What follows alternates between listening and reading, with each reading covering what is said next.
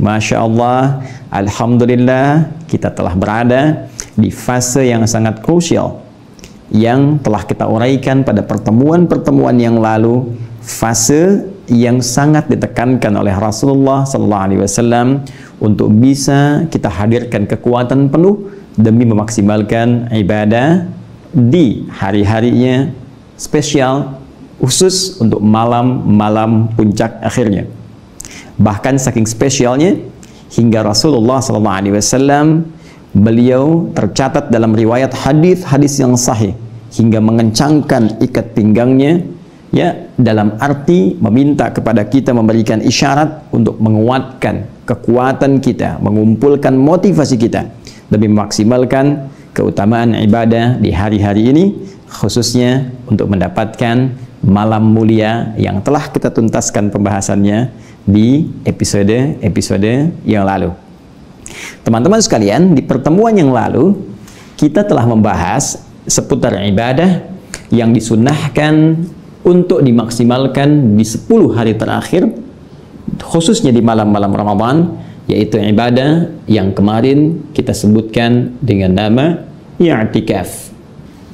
Ibadah yang meminta kita untuk melatih diri agar fokus dalam satu hal, tidak terganggu oleh aktivitas-aktivitas yang lain, dan dengan fokus itu diharapkan bisa melahirkan kekhusyuan dalam ibadah, kenikmatan dalam mendekat kepada Allah Subhanahu wa Ta'ala, dan hasil maksimal baik selain mendapatkan ampunan Allah Subhanahu wa Ta'ala, dengan izin Allah bisa dihapuskan dosa-dosa, juga meraih limpahan pahala yang tak bisa diukur dengan ukuran hari-hari biasa.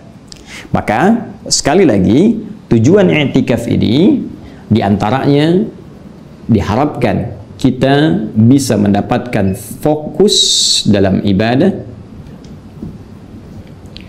Yang kedua, kekhusyuan, ya, dalam penunaian ibadah yang kita maksudkan. Kemudian yang ketiga, kita bisa meraih ketenangan dalam bertaqarrub kepada Allah Subhanahu wa Ta'ala, dan tentunya dengan semua ini kita bisa memaksimalkan kuantitas dan kualitas ibadah yang telah kita rencanakan. Jika saya bicara kuantitas, ini menunjuk kepada jumlahnya. Jika sholat, barangkali kita tambah dari yang biasanya 2 rakaat, tambah 2 lagi, semaksimal semampu yang bisa kita kerjakan. Jika bacaan Al-Quran malam pertama Ramadan 1 halaman, ya kan? Kemudian 10 hari kedua naik misalnya 1 lembar, maka di malam ini kita naikkan. Misal 1 malam kalau bisa kita selesaikan 1 juz lebih, itu lebih bagus. Ya, kalau bisa lebih baik dari hari-hari sebelumnya. Itu kuantitas. Kualitas, kita bicara kepada isi, kita bicara pada esensi, kita bicara pada pemahaman akan apa yang kita kerjakan. Kalau sholat, kita akan usahakan mempelajari bagaimana sholat yang bisa kita nikmati. Jika menggali Al-Quran, kita usahakan memahami apa yang kita baca. Baik, poin ini, baik fokus, ataupun khusyuk, ataupun tenang, ataupun maksimal kita menunaikan ibadah dari segi kuantitas ataupun kualitasnya, tentu membutuhkan tempat yang khusus. Tidak semua tempat bisa digunakan untuk kita menunaikan i'tikaf. Saya ulangi, tidak semua tempat bisa digunakan untuk bisa kita menunaikan i'tikaf. Latihan dengan serius, mengonsentrasikan diri untuk meraih apa yang telah kita rencanakan demi apa yang telah kita tuliskan ini. Karena itulah Al-Quran memberikan satu isyarat kepada kita. Jika kita ingin memaksimalkan i'tikaf ini, maka Allah langsung menunjukkan satu tempat yang spesifik. Bahkan tempat ini langsung disebutkan pada rangkaian ayat puasa di Quran, surah kedua Al-Baqarah, ayat ke-187. Anda bisa buka di mushaf standar, ya, di halaman ke-29, ya, di baris yang ke-6, di pertengahan tentunya. Baik, Allah menyampaikan wala tubashiruhunna wa antum akifuna fil masajid. Kata Allah, jika kamu memang ingin serius untuk fokus i'tikaf, fokus menyiapkan diri ibadah, fokus bertaqarrub kepada Allah Subhanahu wa taala, maka tinggalkan dulu sementara hubungan dengan pasangan. Baik hubungan dengan istri, hubungan dengan aspek biologis. Sekarang kamu fokuskan dulu supaya bisa berkonsentrasi penuh i'tikaf. Di mana? Fil masajid. Baik, kalimat Al-Qur'annya masajid. Jama' dari kata apa? Masjid. Masya Allah. Masjid. Ini tempatnya.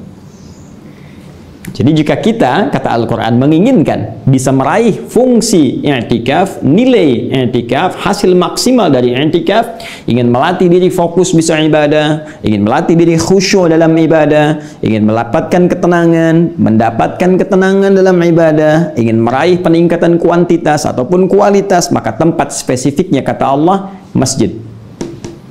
Bahkan tempatnya jama', masajid, untuk menunjukkan pilihan kepada kita di masjid mana yang kiranya bisa kita nyaman ibadah.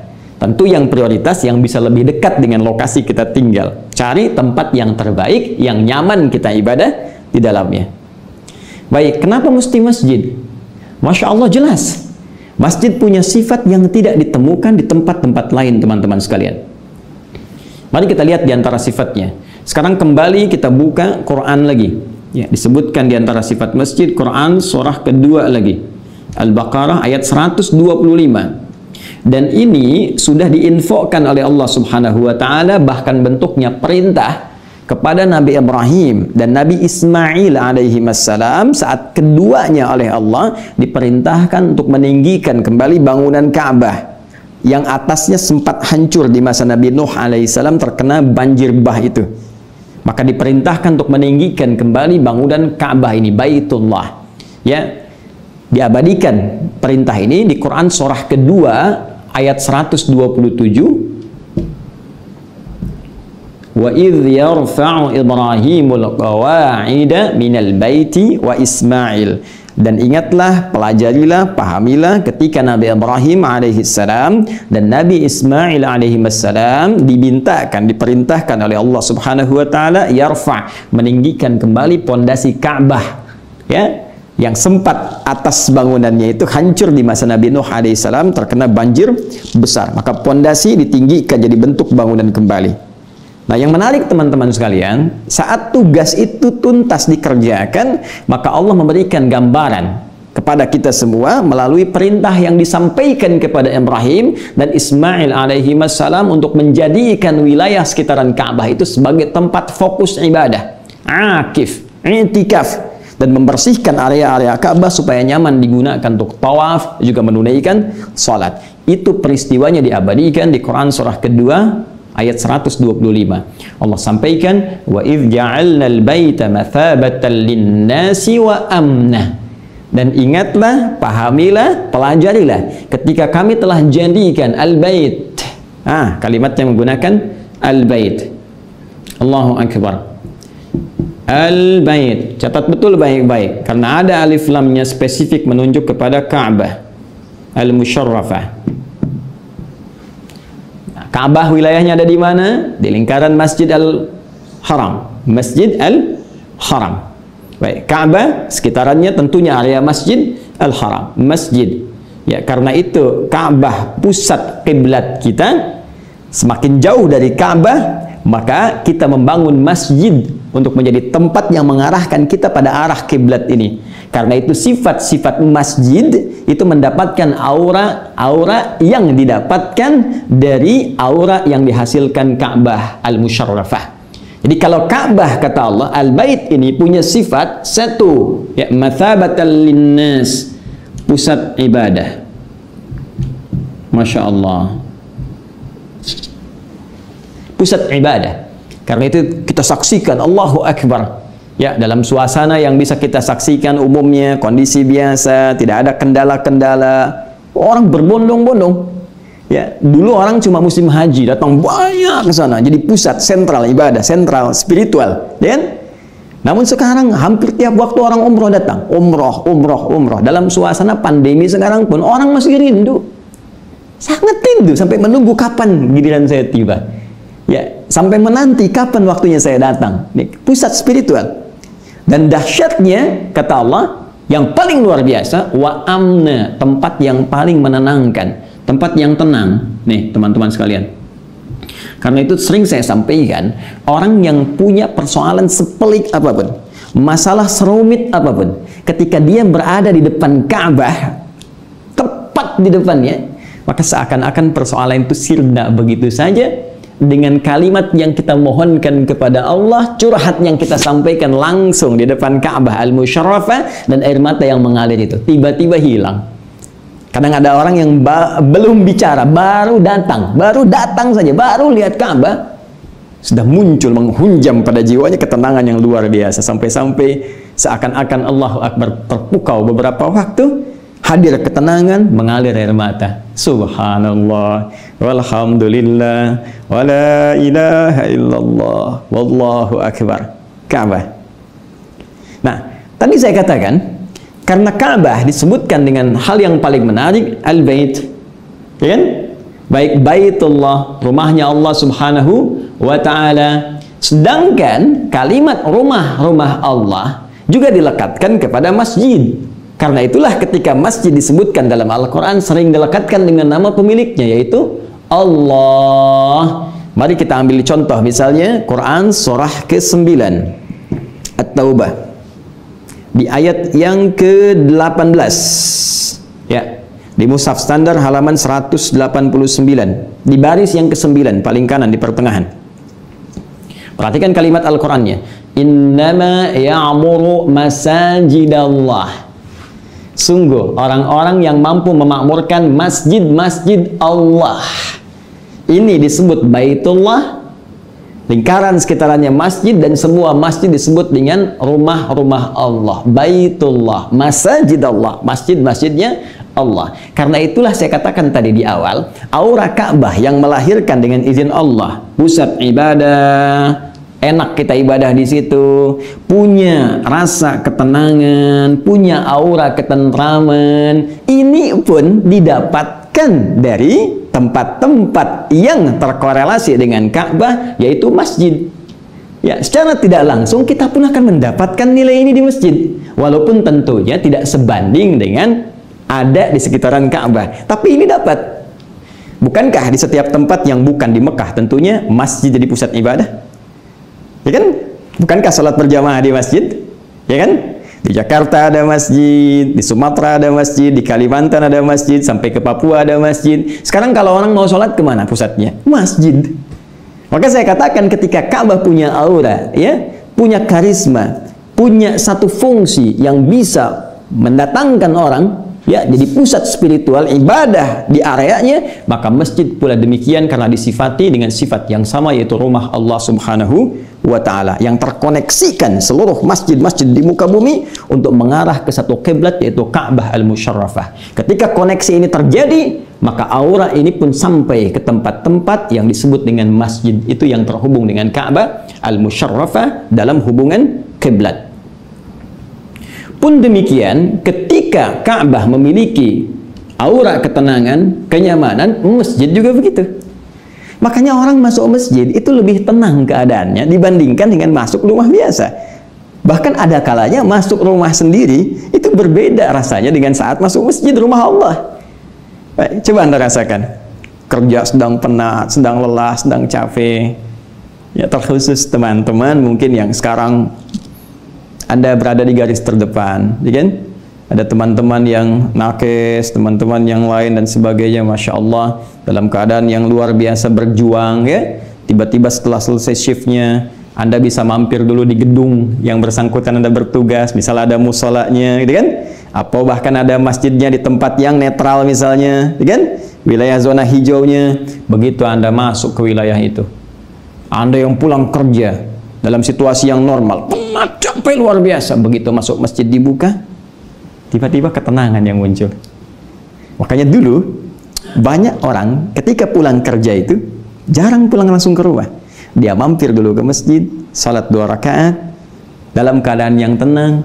Dia telah selesai ikhtiar, dia sampaikan, ya Allah, selesai hamba menunaikan ikhtiar seperti apa yang telah Engkau perintahkan, maka hamba bertawakal kepadamu saat ini dari rizki yang telah Engkau janjikan.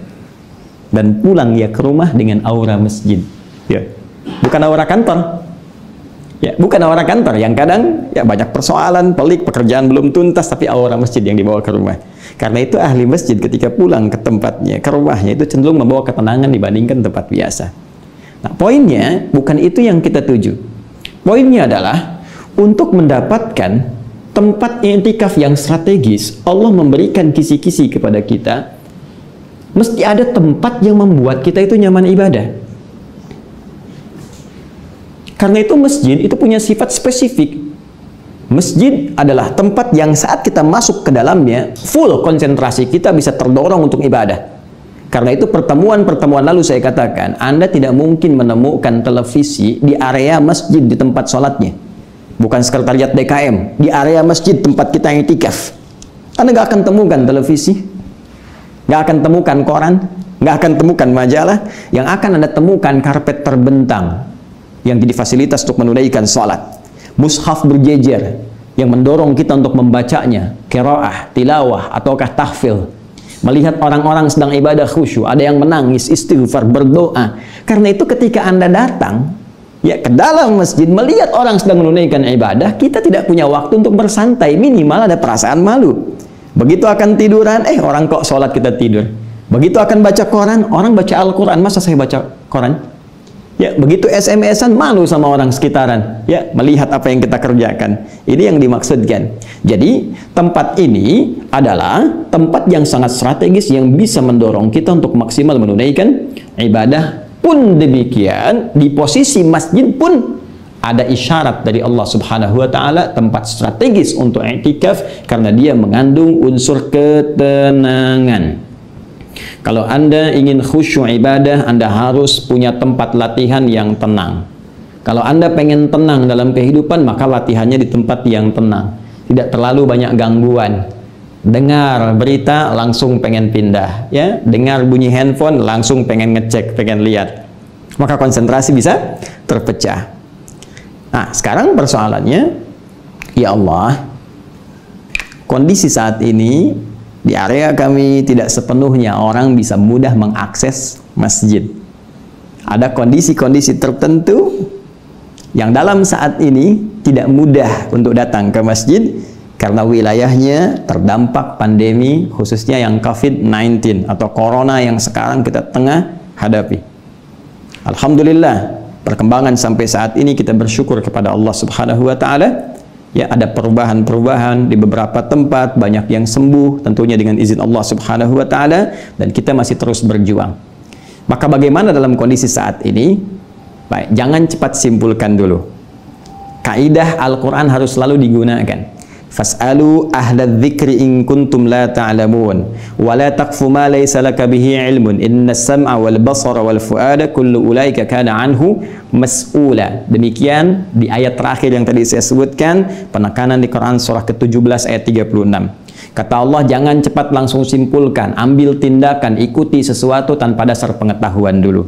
Yuk, sekarang sebelum kita simpulkan hukum i'tikaf, kita cari tahu dulu wilayah yang kita tinggali itu apakah termasuk wilayah zona merah kah?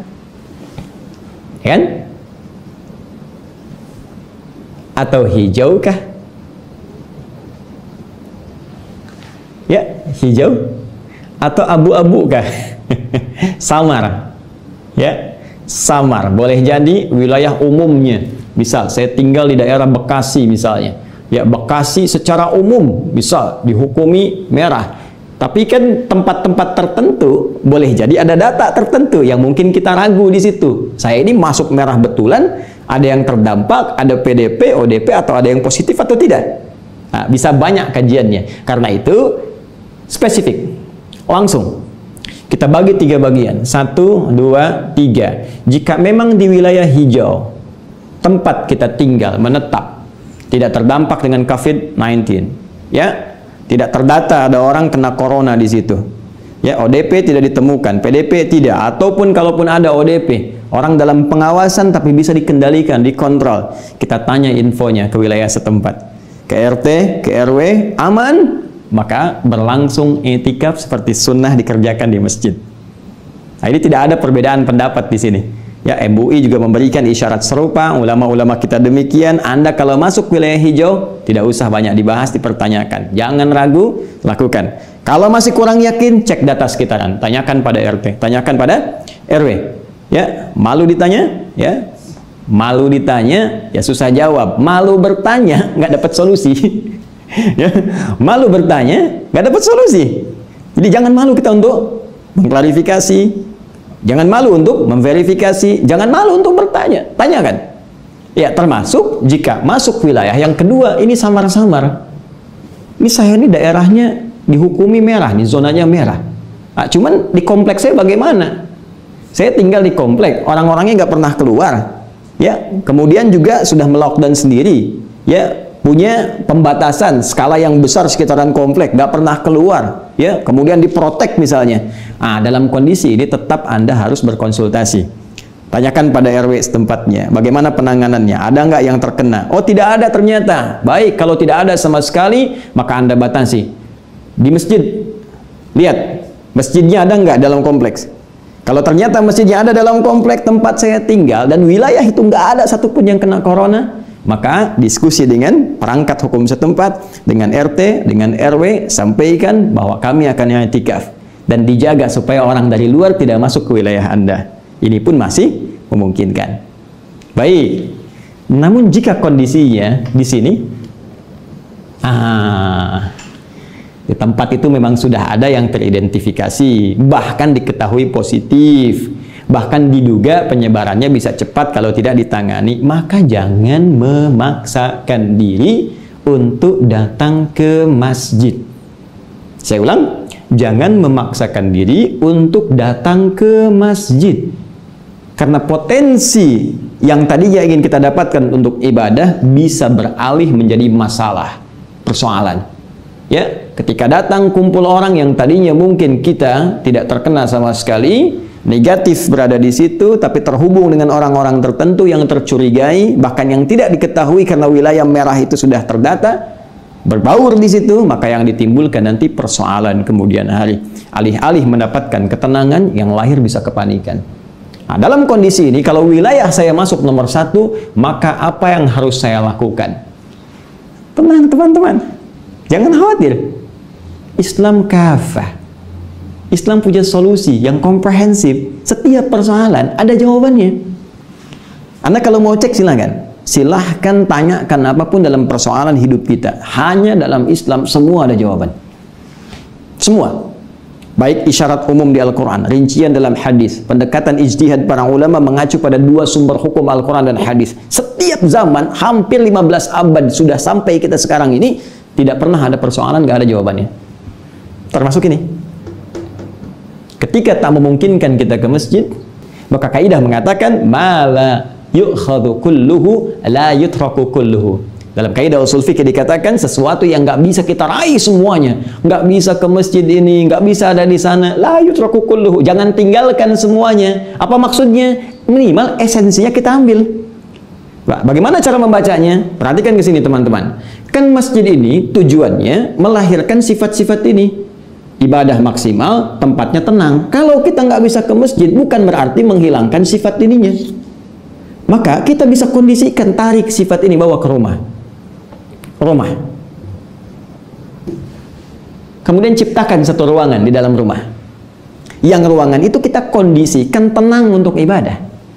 Yang ruangan itu kita desain, kita layout nyaman untuk menunaikan ibadah kepada Allah Subhanahu wa Ta'ala. Maka siapkan perangkat-perangkat di setiap malam-malam terakhir Ramadan ini yang ada di ruangan rumah kita supaya terkondisikan kita mendapatkan aura yang sama saat kita berada di masjid. Contoh, maaf, buku-buku yang umum keluarkan dulu, simpan mushaf jajarkan.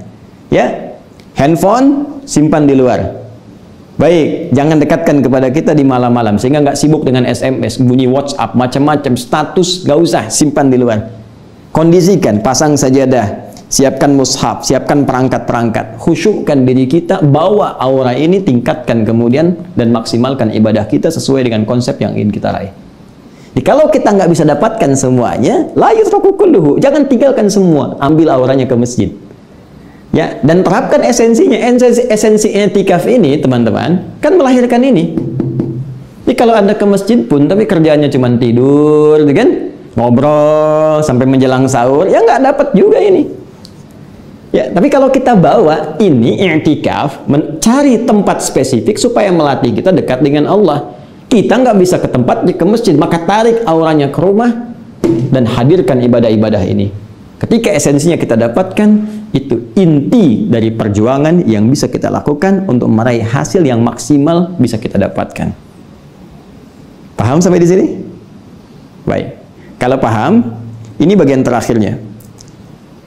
Adakah agenda i'tikaf yang diisyaratkan dalam Al-Quran yang bisa melatih diri kita supaya mendapatkan hasil maksimal yang telah kita tuliskan ini? Terkhusus dalam kondisi pandemi saat ini, saya nggak bisa ke masjid, bisa nggak kita tarik kegiatan ini ke dalam rumah yang dengan agenda dan kegiatan Qur'ani ini tetap kita bisa merasakan aura i'tikaf di dalam rumah, walaupun secara fikih tentunya ini dalam kondisi darurat yang tidak sama dengan kondisi dalam masjid. Yuk kita tarik pelan-pelan apa amalan yang bisa kita maksimalkan dalam suasana seperti ini. Kembali ke Quran, surah ke-9 ayat ke-18.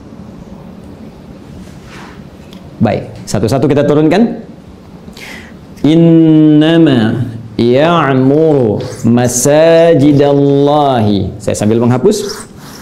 Man amana billahi wal yaumil akhir wa aqamas salata wa ataz zakata wa lam yakhsha illa Allah fa asa ulaika ay yakunu minal muhtadin.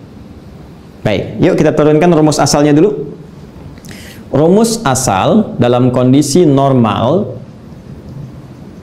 i'tikaf dilakukan di masjid dengan harapan masjid memiliki tingkat fokus ibadah yang tinggi, kemudian melahirkan rasa ketenangan. Baik, dalam kondisi yang tidak biasa, darurat, kita tidak bisa ke masjid, maka kita tarik dua fungsi ini, bawa ke rumah. Kondisikan satu ruangan yang bisa membuat kita nyaman, tenang menunaikan ibadah, dan bisa fokus khusyuk dalam mengerjakan setiap agenda-agenda taqarrub kita kepada Allah Subhanahu wa Ta'ala. Sekarang kita bicara agendanya. Dalam kondisi normal disebutkan i'tikaf di masjid, lalu masjid diberikan oleh Allah fungsinya di Quran surah ke-9 ayat 18. Yuk kita kaitkan ya korelasinya. Ini i'tikaf di masjid, Quran surah ke-2 ayat 187 disebutkan masajid. Fungsi masajid, fungsi masjid di Quran surah 9 ayat 18. Innama ya'muru masajidallah. Orang-orang yang memakmurkan masjid Allah itu. Di pertemuan lalu telah kita katakan makmur dari kata amara ya'muru berarti segala yang bermanfaat. Ya, segala yang melahirkan keberkahan, kebaikan. Ini konsep pertamanya. Kata Allah, kalau kamu ke masjid, kerjakan segala yang bermanfaat. Apa di antara detailnya ya Allah? Man amana billahi wal yaumil akhir. Cari kegiatan bermanfaat yang bisa meningkatkan iman dan mengingatkan kita pada hari akhirat. Nanti kita turunkan. Wa aqamas shalah, caranya bisa dengan memaksimalkan salat. Wa ataz zakat, mencoba untuk mengeluarkan zakat. Walam yakhsha illallah, mencari aktivitas, memulai kegiatan yang bisa memupuk sifat khasyah. Ya, sifat khasyah, sifat takut hanya kepada Allah Subhanahu wa Ta'ala. Sifat khasyah. Ya, menumbuhkan sifat khasyah, takut hanya kepada Allah Subhanahu wa Ta'ala. Fa'asa ulaika ay yakunu minal muhtadin. Maka orang-orang yang bisa mengerjakan 4 kegiatan ini dengan maksimal, maka dia berpeluang golnya, hasilnya, ukuran, parameter keberhasilan ibadah di masjidnya dalam konteks i'tikaf, keberhasilan i'tikafnya dia mendapatkan hidayah Allah Subhanahu wa taala. Hidayah Allah. Perhatikan baik-baik. Jadi agenda inti i'tikaf dibatasi oleh Al-Quran pokoknya. Ya, pokoknya. Jadi kalau pokok ini yang utama, yang lain Anda bisa kerjakan secara umum. Baik, tarik ke sini teman-teman sekalian. Ini kondisi di masjid. Masjidnya sedang nggak bisa digunakan di tempat-tempat tertentu. Maka jangan kita simpulkan ini nggak bisa kita kerjakan i'tikaf. Tidak. I'tikaf ideal di masjid, tapi agendanya tarik ke rumah. Apa yang ditarik ke rumah? Ini yang dirinci tadi. Tarik ini ke rumah, maksimalkan di ruangan yang telah kita desain untuk bertakarrub kepada Allah di malam-malam ganjil, malam-malam genap Ramadan. 10 malam terakhir. Baik. Man amana billah wal yaumil akhir. Orang yang bisa mendapatkan manfaat ibadah di masjid adalah orang yang yakin kepada Allah. Dia menguatkan imannya, salah satunya dengan cara mengingat akhirat. Bagaimana aplikasinya? Sederhana. Terapkan di tubuh kita dulu. Ingat akhirat berarti ingat hisab. Ingat akhirat, ingat pertanggungjawaban kita di hadapan Allah Subhanahu wa taala. Mata kita akan dipertanggungjawabkan. Selama ini berapa banyak melihat yang haram. Telinga kita akan ditanya berapa kali mendengar yang salah. Lisan kita akan ditanya berapa kali berucap yang keliru sampai ke ujung kaki kita. Maka hadirkan suasana akhirat di keheningan malam itu. Di sepertiga malam. Saat kita berhadapan dengan Allah Subhanahu wa taala, walaupun tak nampak dalam pandangan kita, tapi rasakan suatu saat kita akan langsung ditanya oleh Allah. Apa yang kamu gunakan dengan mata yang telah aku titipkan, dengan pandangan yang telah aku fungsikan pada matamu itu? Jika hari itu terjadi, apa yang akan kita jawab? Apa yang kamu gunakan dengan lisanmu? Apa yang akan kita jawab? Setelah tuntas kita merenung hari pertama tentang anggota tubuh kita, merasa banyak dosa, maka ucapkan pada saat itu, Allahumma innaka afuwun tuhibbul afwa fa'fu anna. Allahumma innaka afuwun tuhibbul afwa fa'fu anni. Jika Anda ingin dengan semua keluarga Anda, jika untuk pribadi Anda, ya Allah, ya Allah, Engkau maha pemaaf, Engkau maha pengampun, penggugur dosa, ya Allah. Sedang Engkau mencintai orang-orang yang minta maaf, minta ampun kepadamu. Maka dengan cintamu, ya Allah, kami mohon, ampuni dosa saya. Ampuni dosa telinga saya yang seringkali mendengar yang haram. Ampuni dosa lisan saya yang sering bertutur keliru sampai ke ujung kaki. Sampai air mata Anda bisa menangisi itu semua. Tak bisa menangis malam ini, malam besok. Tak bisa menangis malam selanjutnya. Masih tak bisa menangis, tangisi diri Anda yang belum mampu menangis. Bayangkan saat itu mungkin Anda wafat di hadapan Allah Subhanahu wa taala. Baik, hisab bukan hanya untuk tubuh kita, harta. Ya, bayangkan apa yang sekarang ada di rumah, inventarisir. Selain pakaian, alat komunikasi, kendaraan Anda yang sudah dikasih sepeda, pengen motor, sudah motor, pengen mobil, sudah mobil, pengen banyak variannya, banyak versinya, itu pun belum sempat mengantarkan Anda ibadah dengan maksimal. Dan dahsyatnya itu akan dihisab, teman-teman. Itu loh yang sering Anda pengen koleksi itu dihisab. Hisab. Hisab. Akan ditanya. Maka diukur. Diukur. Bagaimana kalau kendaraan itu akan ditanya? Bagaimana kalau semua nikmat itu akan ditanya? Sudah siap atau belum? Ingat-ingat, maka istighfar, ya Allah, mobil ini belum pernah mengantarkan saya ke masjid, sepeda ini belum pernah mengantarkan saya untuk ibadah, ya Allah, kendaraan ini belum pernah mendekatkan diri saya kepada Allah Subhanahu wa taala. Astagfirullah, astagfirullah, istighfar. Istighfar. Ini bawa nih ke sini. Walaupun tak bisa ada di sini masjid, bawa ke sini. Maka insya Allah rasanya akan berbeda malam-malam itu. Akan lain. Baik, selanjutnya ini amalan yang kemarin saya sampaikan, yang Nabi tunjukkan kepada kita. Man yaqum lailatal qadri imanan wa ihtisaban ghufira lahu ma taqaddama min dzambi. Siapa yang mampu bangkit menunaikan salat ya di malam Al-Qadar, 10 malam terakhir dia maksimalkan bertepatan dengan malam Al-Qadar, ghufira lahu ma taqaddama min dzambi. Bonus pertama, diampuni dosa-dosanya. Ya, diampuni dosa-dosanya. Maka bawa ini, maksimalkan salat.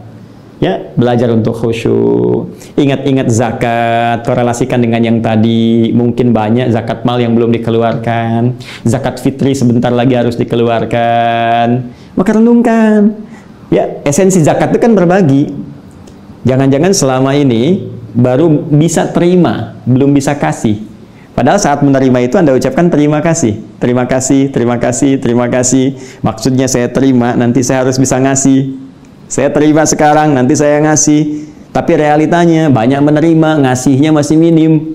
Nah, sementara yang kita terima itu pun akan dihisab oleh Allah. Maka kalau mau ringan hisabnya harus pandai ngasih. Itu pun masih diatur oleh Allah. Ya dari 2,5%, ya. Ada haulnya. Batasnya selama setahun dulu, cukup atau enggak? Ternyata lebih dari cukup. Bagi yang masuk ke tenggorokan kita itu milik kita. Yang di luar, yang kalau dihitung masih bisa setahun, 2 tahun, 7 tahun, ada hak orang di situ. Bagi, supaya ringan hisab kita di hari kiamat nanti. Baik, kemudian khasyah. Khasyah adalah aktivitas yang mampu melahirkan rasa takut kita hanya kepada Allah. Puncaknya, karena takut ini terfokus kepada Allah, maka semua hukum-hukum Allah akan hadir membentengi seluruh aktivitas kita, sehingga kita tidak mungkin melakukan tindakan yang bertentangan dengan keputusan Allah, saking takutnya dengan Allah. Misal, takut kalau lisan ini berkata salah, takut kalau mata ini memandang yang salah, takut kalau telinga ini mendengar yang salah menurut Allah Subhanahu wa Ta'ala.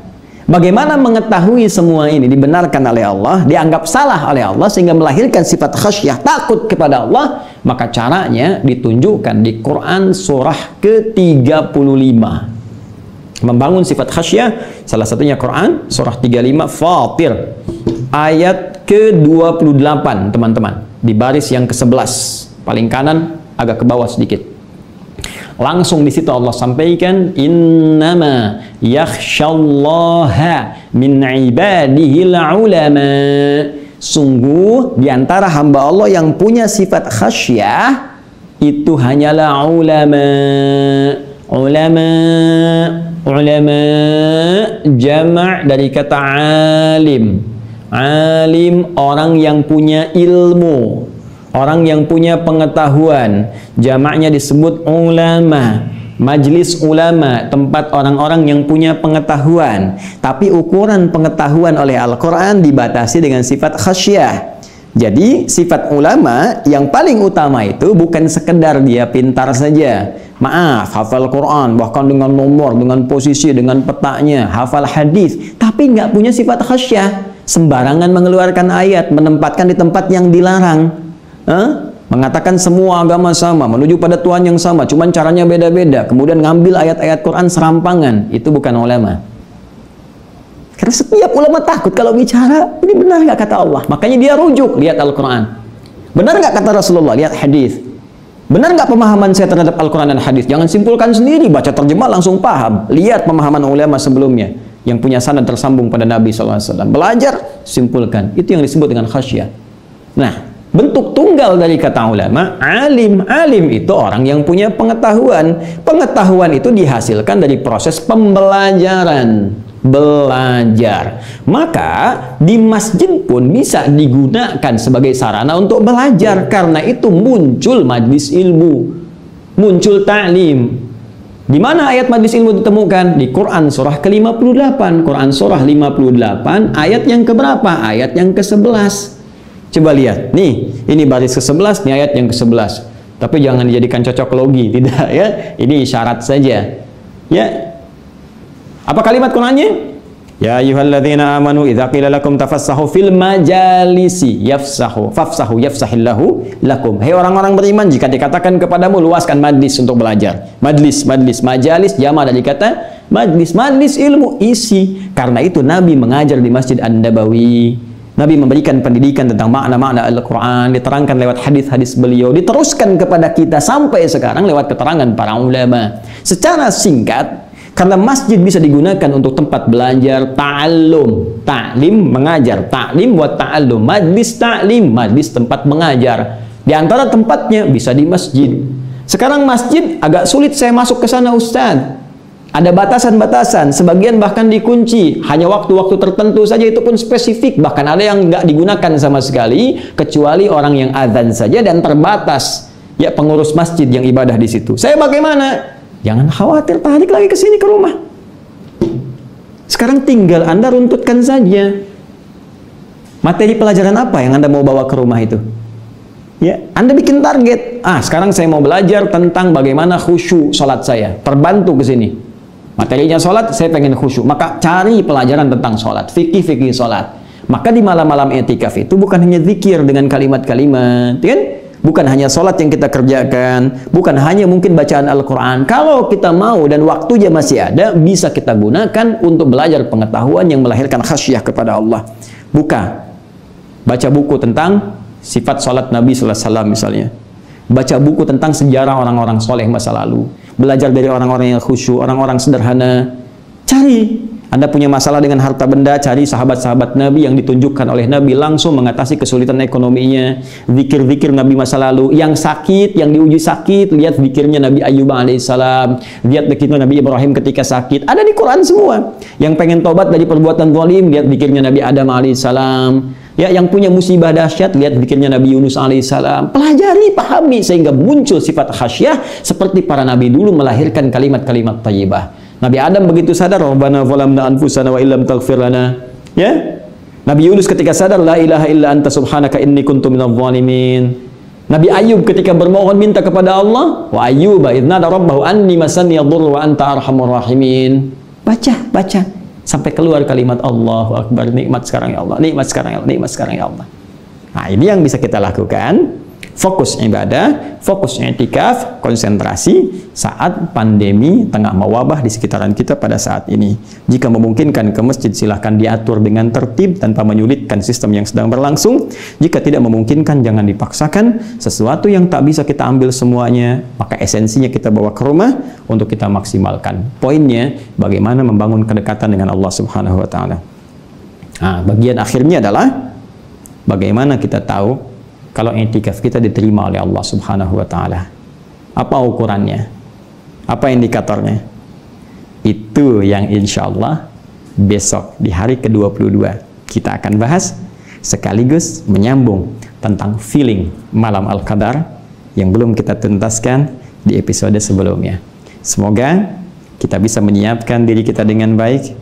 Kalau bisa ke masjid, kita bersyukur pada Allah. Kalaupun kita harus tarik ke rumah, kita bersabar kepada Allah. Tapi di dua tempat itu, kita maksimalkan esensi ibadahnya seperti apa yang telah kami uraikan. Jika ada kebenaran itu petunjuk Allah untuk diamalkan. Jika ada kekhilafan, kekurangan, bahkan kesalahan, itu menandakan saya masih manusia sampai dengan hari ini, bahkan sampai kembali kepada Allah Subhanahu wa Ta'ala.